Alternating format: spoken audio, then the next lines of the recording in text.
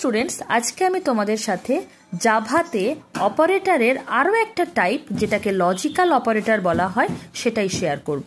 ঠিক ডিজিটাল লজিকের মতো logical অপারেটরেও logical and এবং লজিক্যাল অর অপারেশনকে পারফর্ম করা হয়।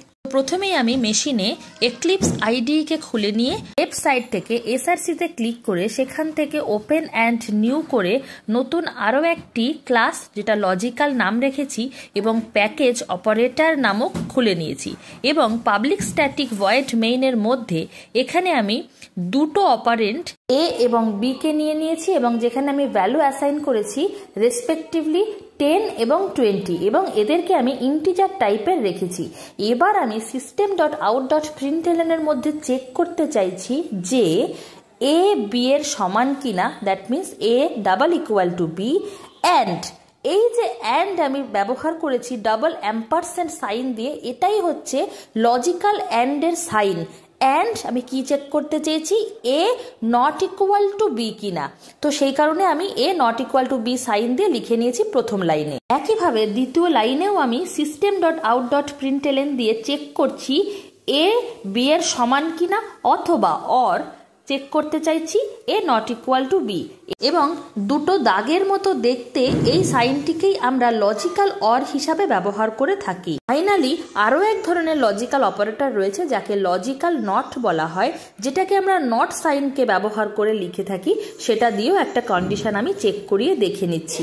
লজিক্যাল নট লেখার সিনট্যাক্স হচ্ছে প্রথমে নট সাইন দিতে হবে, তারপর যে কোনো একটা কন্ডিশন দিতে হবে। তো এখানে আমি এ গ্রেটার দেন বি দিয়েছি।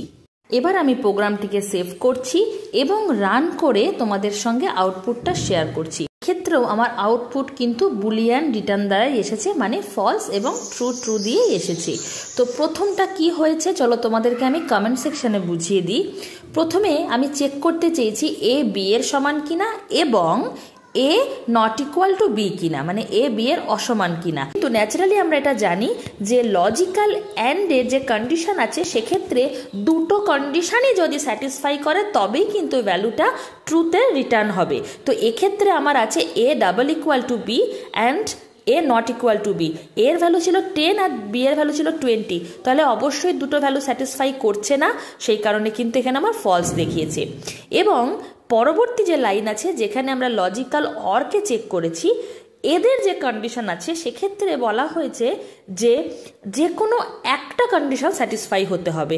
তো এ নট ইকুয়াল টু বি এই কন্ডিশনটা কিন্তু স্যাটিসফাই করেছিল, সেই জন্যই কিন্তু এর আউটপুটের ভ্যালু ট্রু দেখিয়েছে। একদম সেম কনসেপ্ট যেটা আমরা ডিজিটাল ইলেকট্রনিক্সের লজিক্যাল গেটে শিখে এসেছিলাম সেই রকম ভাবেই কিন্তু এরাও এখানে আউটপুট দিচ্ছে।